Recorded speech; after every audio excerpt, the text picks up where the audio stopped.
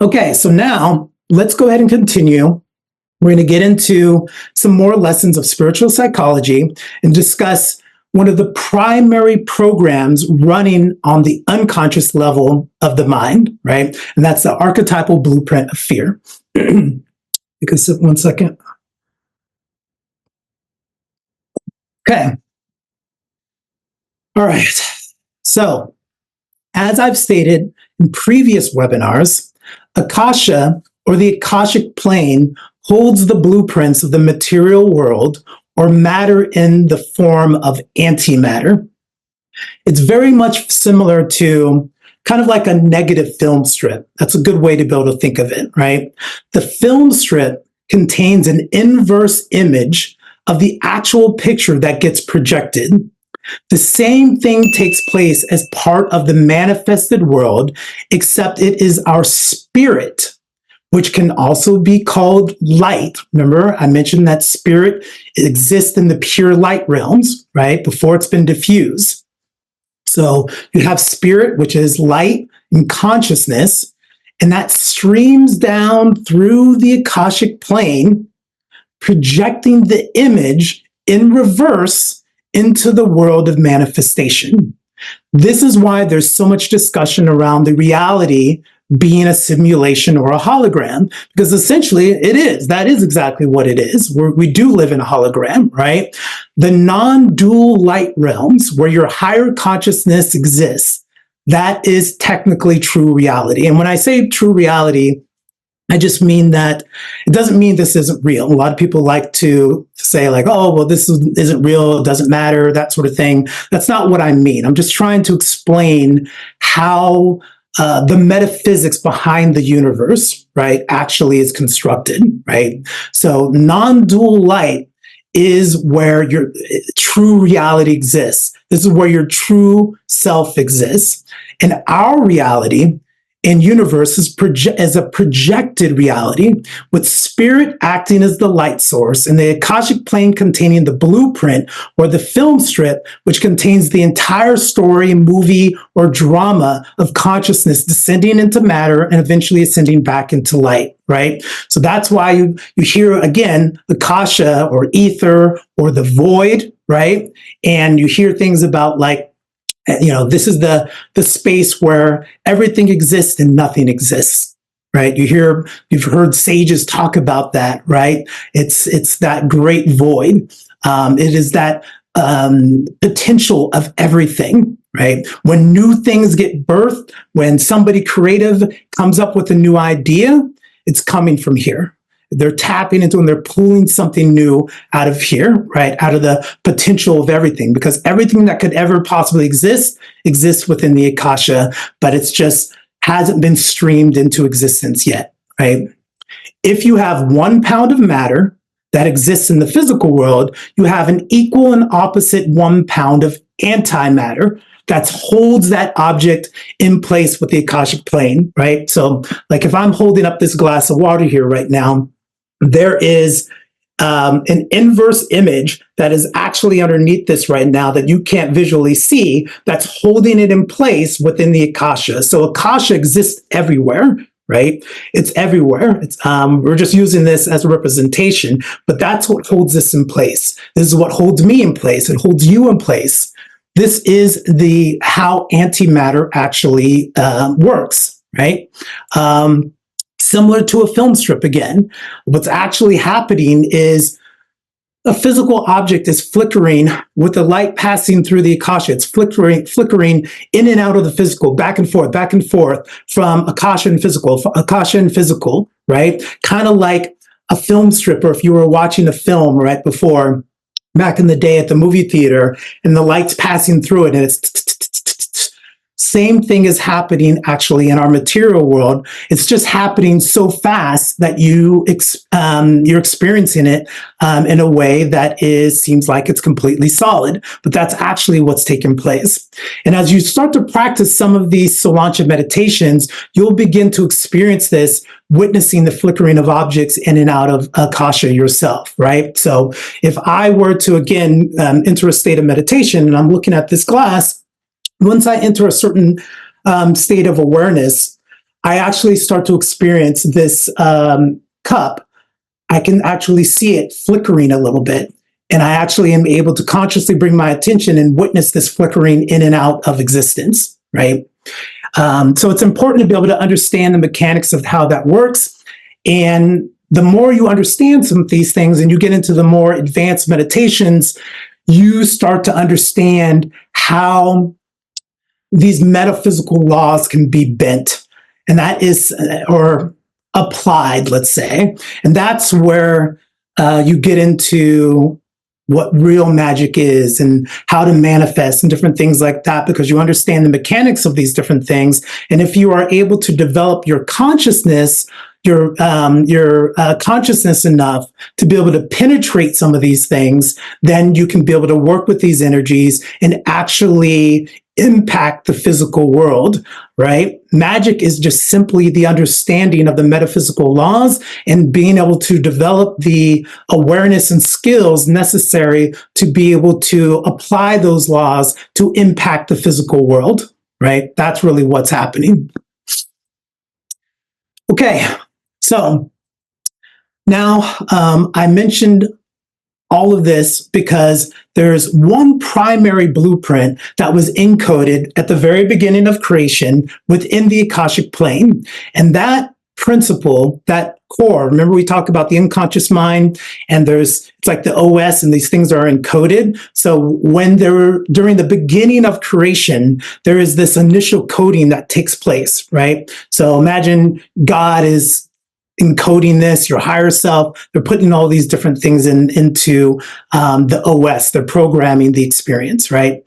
And one of the primary things that was programmed at this level was the principal idea of fear, right? This is the first thing that was encoded. So the purpose of creation, you have to remember, is the evolution of your spirit. Spirit is participating in the material world because it wants to evolve. Remember I said that once you even reach the higher self, that's not the end of the game, right? So it is trying to evolve. And each and every one of us is participating in this. And because the purpose was to evolve through the experience of matter, spirit kind of needed a way to be able to ensure that there was some base level program of a blueprint that said, there was like a desire, it was imprinting a desire in the experience to say, hey, stay alive, right? Because if there was no fear that existed, people would just go about doing different things and there wouldn't be any desire or instinct to try and stay alive long enough to actually have enough experiences so that you could potentially evolve. People would just be doing all kinds of different things with, not really caring and dying left and right.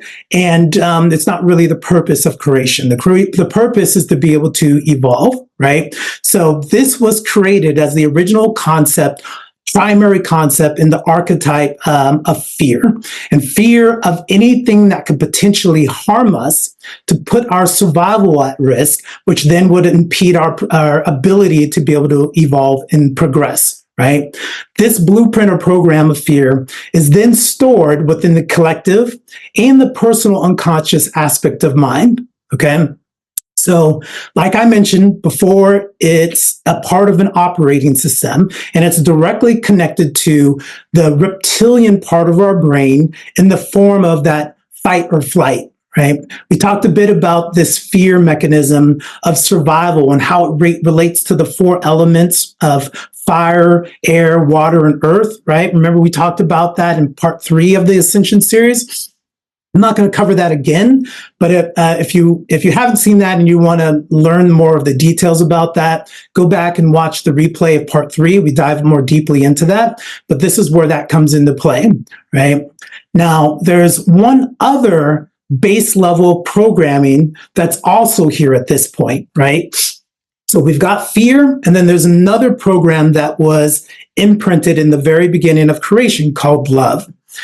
And what I mean by love, it is really the concept of oneness or unity with God. There are many expressions of love, and when we talk about love, we're usually expressing it because we only know of it from the level of the physical.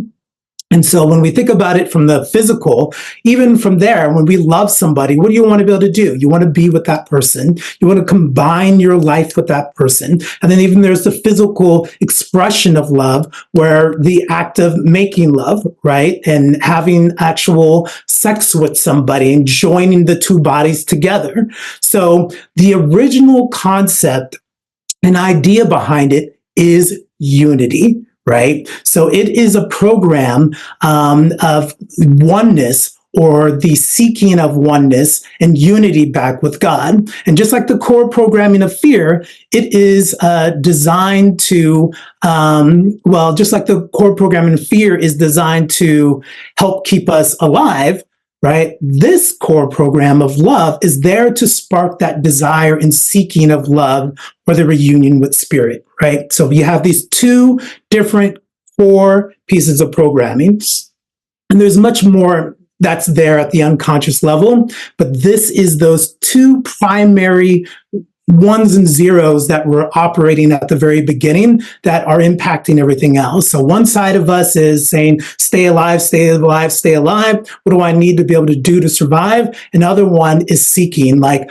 oh, there's something in me. I don't really know exactly what it is, but I feel this desire for more. I'm seeking connection. I'm seeking love. I want to be understood. I want to be, I want to be liked. I want to, all these desires are really small aspects of the greater desire of seeking the union back with your higher self and with divine source or God. That is really what's happening.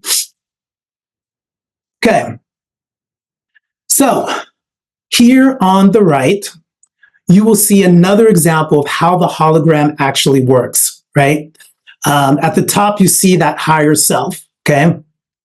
And this higher self, like I mentioned, it streams down through providing that initial programming and blueprints into Akasha, right, into antimatter, okay? And this process continues down into the mental and astral plane, all right? And that process continues and continues, entering additional programming at the collective and personal unconscious mind and subconscious mind. And from here, it projects eventually down into the conscious mind. And it does that way as an illusory kind of reflection of light experienced as matter, right? So again, you see that higher self streaming down, goes down into those archetypal blueprints, antimatter, down into the mental plane, the astral emotional plane. It hits the collective, personal and unconscious mind and subconscious mind. And our conscious mind experiences it as a reflection. So that's why you see in the image that it's really a mirror reflection of what's happening. So within SOLANCHA, we spend a lot of time understanding metaphysical laws of what's happening on the astral emotional level and the mental emotional level. The reason for that is because that's what we're actually experiencing. The physical level is actually just a reflection of the mental and physical level, right? It is just something that we're actually seeing that's taking place. It's finally manifesting in the physical. So we experience it and reflecting it back, right? And on the left side, you see the images of the human eye, and it kind of resembles two galaxies or nebulas, right? I added this because it's very interesting, and it's a bit of a clue and insight here that you can reflect on and meditate on at a later time, right? But it has to do with the science behind what black holes are and what white holes truly are, right? And how it relates to exactly what I'm describing here, right? So think about that concept. You can research that a little bit later, black holes and white holes and what's actually happening. Think about your eyes and what you're experiencing, and what you're actually experiencing is just a image that your brain is actually creating as something for you to be able to see. It's not actual reality.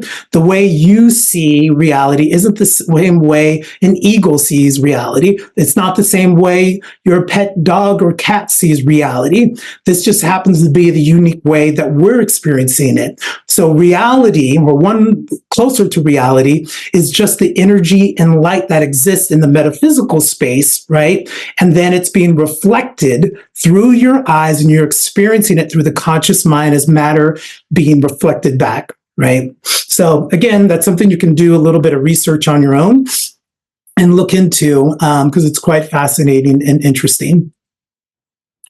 Okay, so I've added this slide as well, and it's just another image, is another hint of symbology of the flower of life. If you're familiar with the flower of life symbology and how it relates to the creation of universes and things like that, this is another little hint here, right? So if you look here at this, you'll see that there's kind of looks like this other graphic I just showed you, right? And how that might relate to a multiverse, the creation of universes, right? And I'm not going to spend any time covering this right now, but I will spend some time going a little bit more deeper into the whole creation story and the cosmology of actually from life, from a spiritual metaphysical perspective, in the lessons that are in the upcoming SOLANCHA course. So if you're interested in that, we'll be covering that in much more detail, but it's a little bit of a hint for you moving forward. Okay, continuing on. So these two base levels of programming I mentioned before, fear and love, is part of what creates duality and polarized thinking, right? You see, on one hand, we're driven to connect and seek love, right? We're reaching out there. We want to do different things. We have all these desires of things, and we're imagining things and things we want to accomplish. That's part of that drive and seeking, right? We want that path back to evolve back to our true self. That's what we're doing. But then at the same time, we're constantly assessing a variety of perceived risks that we feel may threaten our survival. So it's like, yeah, I want to do this, but what if this happens, right? Oh, what about that? Oh, but what if that happens? Is that safe, right? So we're constantly dancing between these two primary different energies. So you can kind of think of this as it kind of creates a pattern, right, of expansion, reaching out towards love, only to be followed by contracting if we feel threatened at all during the act of expansion, right? And that can create all kinds of different problems. Okay, so as we incarnate and are born into our individual families, we start to feel our individualization around the age of 2, right? Give or take, some months. But it's at this point, this is when we begin to feel those new limitations that have constrained us via physical matter, and we begin reaching out and exploring, expanding, testing, right? It's our instinctive search for love starts to begin, right? And then we start to formulate our beliefs. It's at that stage, around that age of 2, where we start to think, okay, and again, this is all happening on an unconscious level, but what is and what is not love, right? That's what's running in the background, the program, okay? And these beliefs begin to create a false sense of identity, right? This is the identity we start to call ego. So we're doing this searching, we're out there, and we start to get programmed by all these different things. The ego and the personality, we start to take on actions and thoughts and behaviors. They're usually some type of mix of that expansion and contraction, right? It's based on all the different beliefs and things that were, maybe from past lives and then from this lives. And since our families are just made up of people who also have held a mix of expansive or contractive beliefs, these get passed on to their children quite easily, right? So throw into the mix a family where all the parents are missing, or perhaps the relationship dynamic between mother and father is destructive, the child will begin to take on all kinds of beliefs and accompanying thoughts, actions, and behaviors that are based on abandonment, right? Or destructive expressions of love, right? That they experience, with relationship. And as you can imagine, there's an infinite number of variations or gradations of these types of imbalances of beliefs. And in addition to the new beliefs and fears that are being passed on through your immediate family, this is also being stored in the collective unconscious, right? So you're also getting things to the point where you have fears from, on a global level, a national level, a racial level. It goes on and on and on. So you are being programmed on the unconscious level, and also contributing continuously to the unconscious level, right, for all these different things. So not only are you receiving that, every time you repeat it, you're actually contributing to it, right? So it's like a feedback loop. It's back and forth, back and forth. So when you start to heal and balance some of these characteristics, you are actually starting to contribute to the healing of your own family line, right? The global collective unconscious, the nation, right? Any racial karma and imbalances that there might be there through experiences over the years. So participating in your own healing is one of the best things that you can actually do, okay? Okay, and again, I want to repeat the fact that on some level, fear is actually positive and necessary, right? So remember, the purpose was and is still to keep you alive long enough so you continue to evolve. All of life has this level of programming, right? We're all trying to survive and we're all trying to expand and evolve at the same time. We're just doing it at different levels, but these same primary levels are still there. That's why you can see, whether it's in the plant kingdom or the animal kingdom, different biology that has evolved in a way to be able to try and protect itself, right? This is what's actually taken place. And remember that reptilian part of the brain, right? That invokes all those primal cravings to achieve wealth, right? Achieve power, the drive for relationship. It's all related for that security and survival, right? This again is what controls our fight or flight instinct. And it's in each and every one of us. We talked about it in part 3. About those 4 primary elements, right? It was earth is the foundation where, that primary need for security, money, and a safe environment, where water was the need for love and family and connection and that sort of thing, right? And then air was that element connected to our desire to understand things, whereas the fire element gives us that need to be able to control things or control others. But each and every one of those things, right, was related to some type of idea that's going to help us be able to survive.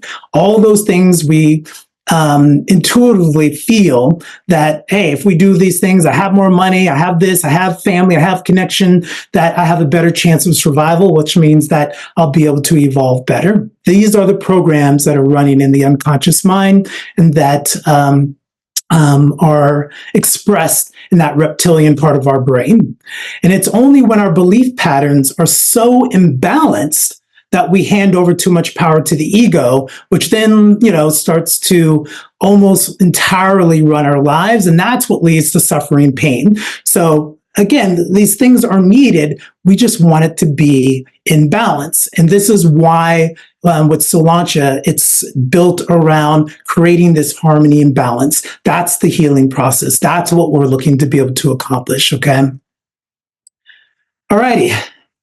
So continuing on with that, pain is simply just a feeling of the loss of love, the neglect of love, unloved by self for others, right?